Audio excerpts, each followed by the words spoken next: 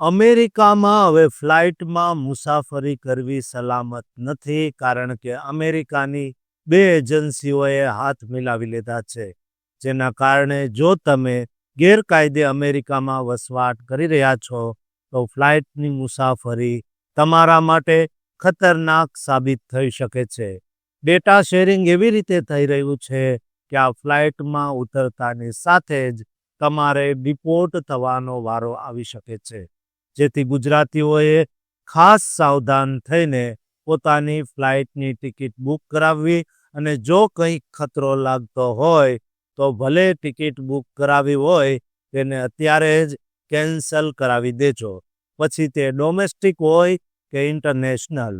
અમેરિકાના એરપોર્ટ પરથી ડોમેસ્ટિક કે ઇન્ટરનેશનલ ફ્લાઇટમાં બેસવું હવે આરામદાયક પ્રવાસ નથી, પણ એક જોખમી લોટરી બની ગયું છે.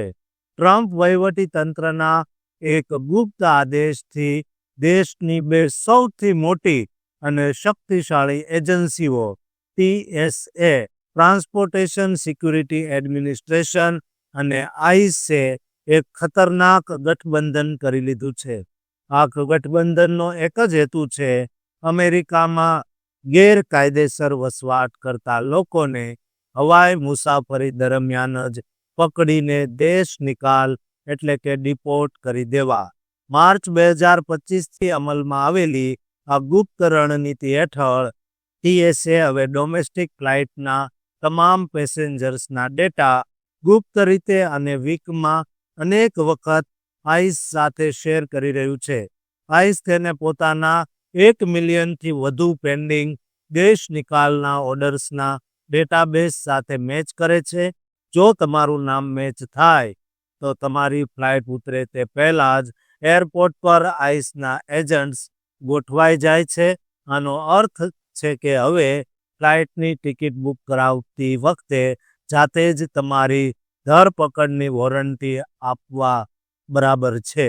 ગુજરાતીઓએ ખાસ સાવધાન થવાની જરૂર છે. અમેરિકામાં મોટી સંખ્યામાં ભારતીયો અને ગુજરાતીઓ કોઈક પ્રકારના પેન્ડિંગ રિમૂવલ ઓર્ડર અથવા સ્ટેટસ વગર વસવાટ કરી રહ્યા છે.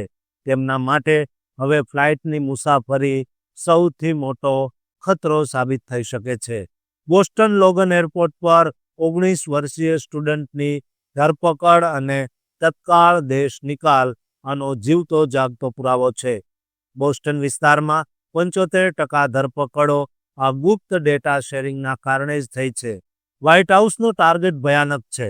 ICE એજન્ટ્સને રોજ 3000 ધરપકડો કરવાનો આદેશ અપાયો છે. આનાથી અમેરિકાના એરપોર્ટ હવે સલામતી કેન્દ્રોને બદલે ઇમિગ્રેશન કેમ્પ બની ગયા હોય એવું લાગે છે. ભૂતપૂર્વ TSA અધિકારીઓ પણ ચિંતા વ્યક્ત કરી રહ્યા છે કે આનાથી સુરક્ષા પરનું ધ્યાન ભટકશે અને ઇમિગ્રન્ટ્સમાં ડર ફેલાશે. જો તમે ગેરકાયદે વસવાટ કરો છો તો તમારી માટે અમારી સ્પષ્ટ ચેતવણી છે. તમે ભલે ડોમેસ્ટિક કે ઇન્ટરનેશનલ ફ્લાઇટની ટિકિટ બુક કરાવી હોય અને ભલે તેમાં પૈસાનું નુકસાન થાય, તમારી ટિકિટ અત્યારે જ કેન્સલ કરાવી દો. અમેરિકામાં હવાઈ મુસાફરી કરવી હવે સલામત નથી, કારણ કે તમારો ડેટા દુશ્મનના હાથોમાં છે. જોખમ લેશો નહીં. સતર્ક રહો, સાવધાન રહો અને સુરક્ષિત રહો, એ જ અમારી આશા છે.